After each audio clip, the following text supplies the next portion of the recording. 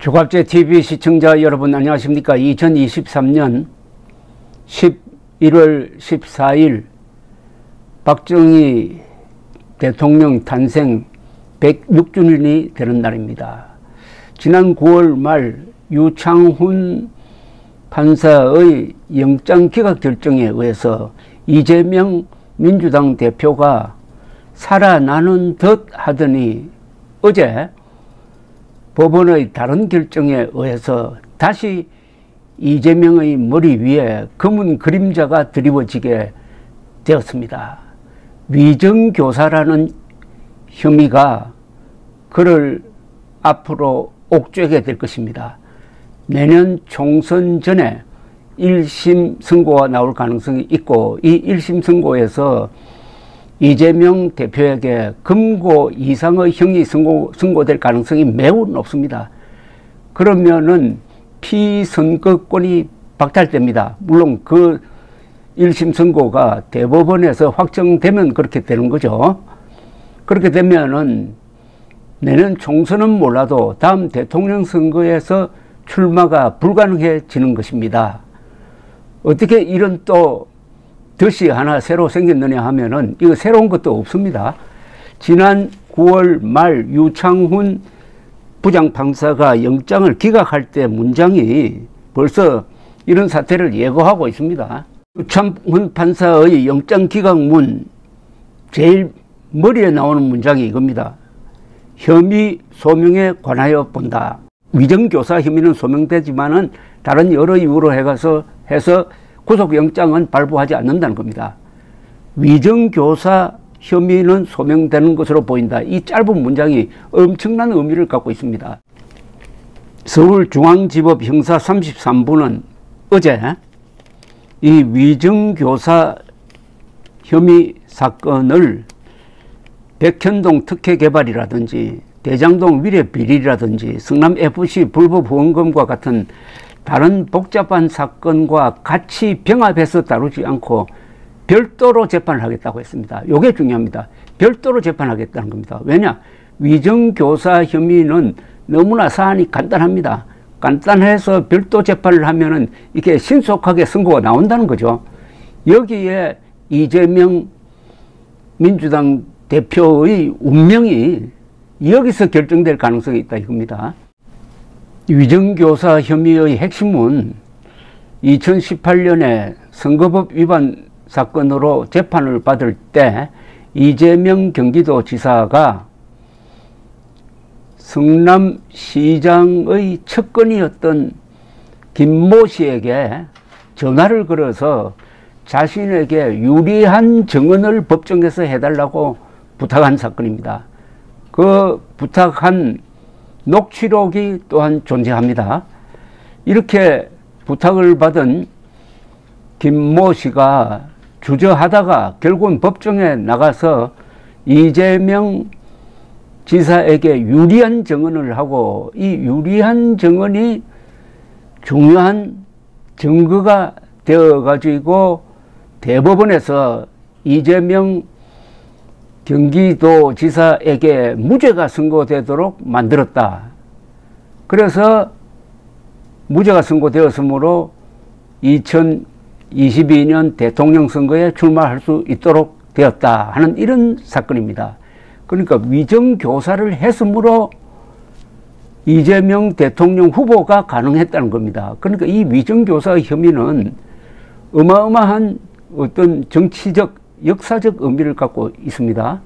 근데 이 위정교사의 내용을 조금 더 구체적으로 설명드리면은 2002년 당시 이재명 변호사는 분당 백궁파크 뷰 특혜 의혹을 KBS PD와 함께 취재하면서 김병량 당시 성남시장에게 전화를 걸어가지고 검사를 사칭하도록 도와주었습니다. PD가 검사를 사칭하도록 도와주었습니다. 그래서 이걸로 해가지고 벌금 150만 원을 선고받아서 이것은 뭐 확정이 되었습니다. 그런데 2018년 경기도지사 선거 토론회에 나와가지고 이재명 후보는 나는 검사를 사칭하지 않았고 누명을 썼다 이렇게 발언을 했습니다.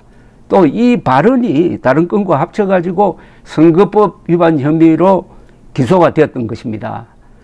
그 사건 재판 중에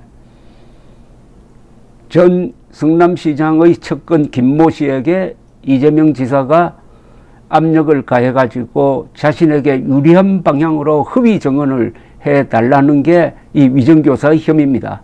그것을 뒷받침하는 물증이 있습니다. 즉 녹취록이 있습니다.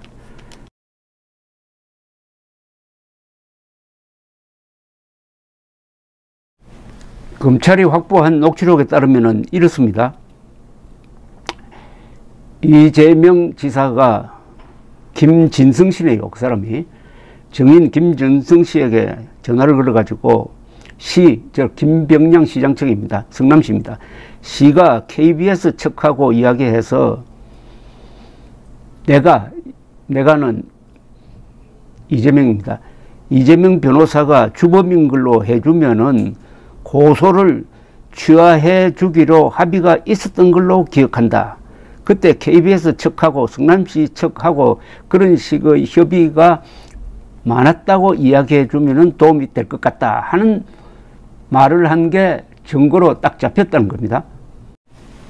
정인 김 씨는 이재명 지사로부터 이런 부탁을 받고서는 그 내용을 잘 모르겠다고 하는데도 이재명 지사는 그런 이야기를 들었다고 해주면 되지 뭐 하고 말을 하는 내용도 녹취록에 나옵니다. 그리고 이재명 지사는 변론 요지서를 직접 텔레그램으로 정인 김 씨에게 전달한 것으로 조사가 되었습니다. 그리고 결국은 정인 김 씨도 법정에서 이재명 지사가 부탁한 대로 이재명 지사에게 유리한 증언을 했고 이게 포함이 돼 가지고 대법원 확정 판결로 이재명이 무죄를 받고 대통령 선거에 출마할 수 있었다 이겁니다. 위정교사 사건은 간단하지만은 이것이 끼친 영향은 가히 역사적이라 할 수 있습니다. 그러니까 사안은 아주 간단합니다. 정인 김 씨가 내가 허위 증언을 했다고 지금 이야기를 하고 있고 그것을 뒷받침하는 녹취록도 있습니다. 그러니까 이 사건은 신속하게 진행될 것이라는 이야기죠.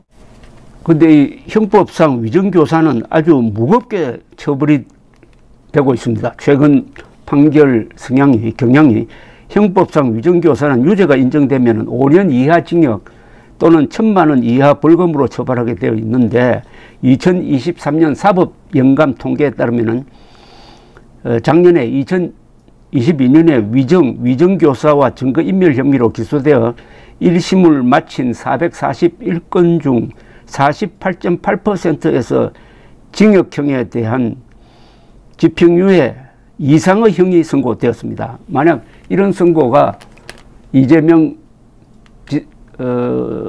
대표에게 떨어지면은 그는 총선, 대선 출마가 불가능해진다 이겁니다.